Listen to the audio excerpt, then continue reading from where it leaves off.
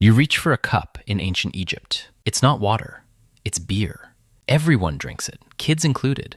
Doctors prescribed it as medicine. Workers got it as daily wages. This wasn't a treat, it was survival. The Nile River looked nothing like today. Every summer, it flooded the land. Warm water sat for weeks after. Bacteria multiplied fast in the heat. Parasites thrived in slow-moving water. Schistosomiasis infected millions of Egyptians. Archaeologists found parasite eggs in mummies. A 2014 study confirmed this widely. Drinking raw Nile water meant risk. Cholera-like illness spread through villages, so Egyptians found another option. Beer brewing killed most pathogens. The boiling process purified the water. Fermentation added a protective layer too. Alcohol content stopped bacterial growth. Egyptians didn't know germ theory yet. They just knew beer felt safer. Fewer stomach pains followed beer drinking. Trial and error taught them well. This knowledge passed through generations. Beer became central to daily life. Let's look at how they made it. Egyptian beer started with barley bread. Bakers made loaves specifically for brewing. The bread was baked lightly first, then crumbled into large clay vats. Water was added and mixed thoroughly. Wild yeast in the air did the rest. Fermentation took a few days typically.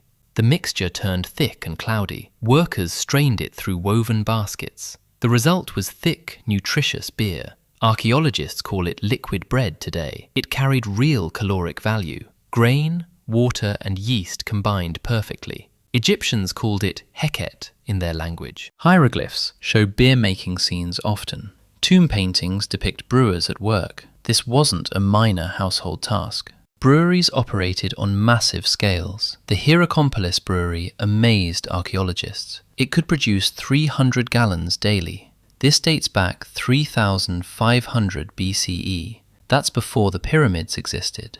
Beer predates Egypt's most famous monuments. Production scaled up as cities grew.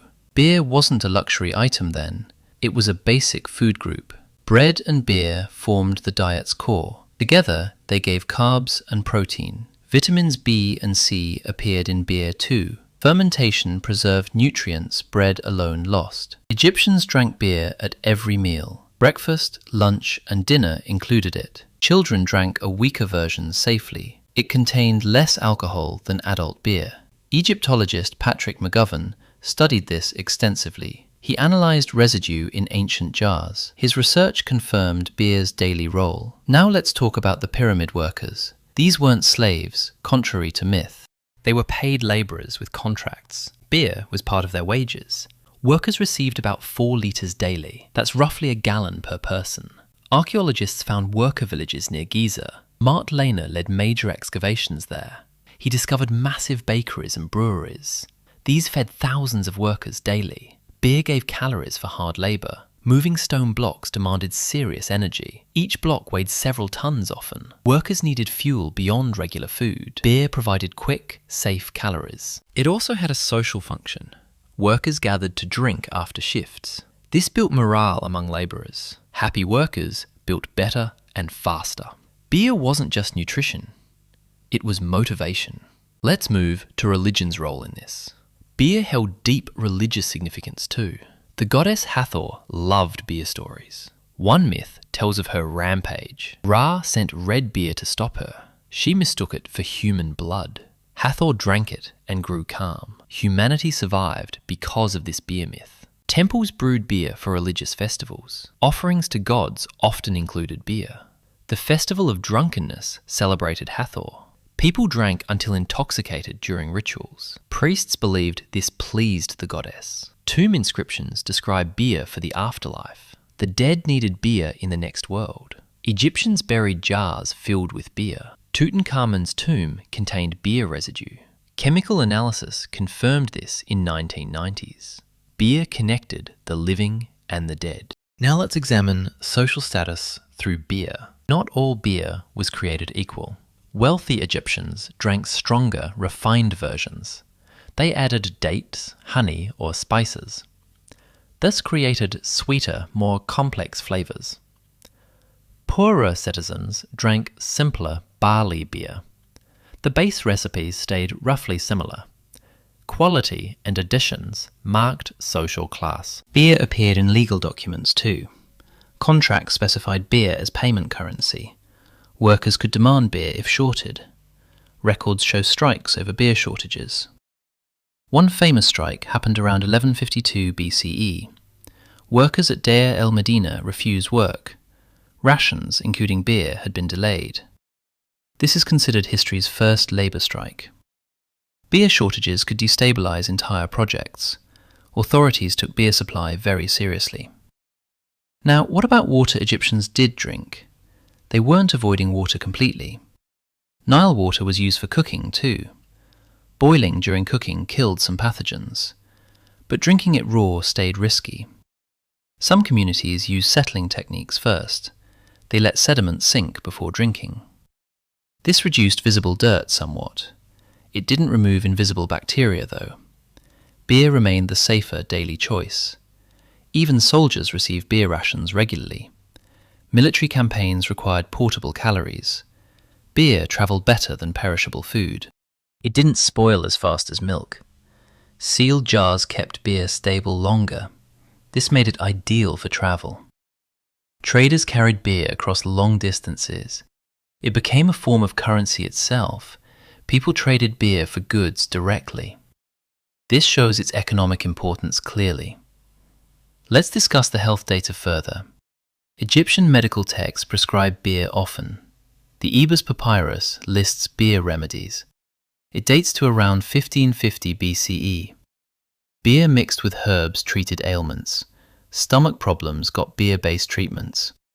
Fevers were treated with beer mixtures. Doctors believed it cleansed the body. Modern science partly supports this idea. Fermentation genuinely reduced harmful bacteria, so ancient medicine had real logic. It wasn't blind superstition entirely.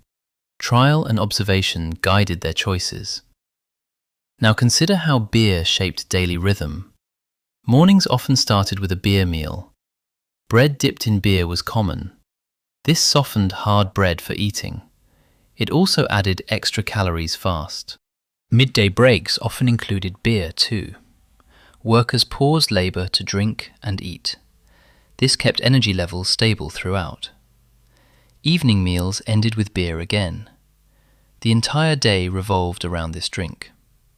Now let's address common myths people believe. Myth 1. Egyptian beer got people drunk fast. Daily beer had lower alcohol content. It was closer to a nutritious gruel. Getting drunk required stronger, separate brews. Myth 2. Only poor people drank beer. Pharaohs drank beer at royal feasts. Even Cleopatra's era continued this tradition. Beer crossed every social boundary completely. Myth 3. Wine replaced beer entirely later. Wine existed but stayed a luxury item. Most Egyptians still drank beer daily. Wine never replaced beer's practical role. Now let's look at brewing technology's evolution. Early brewing used simple clay vats. Later periods introduced better filtering methods. Specialized brewers became respected professionals. Some breweries operated as state enterprises. The government controlled large-scale production. This ensured stable supply for workers. Beer quality was monitored and regulated.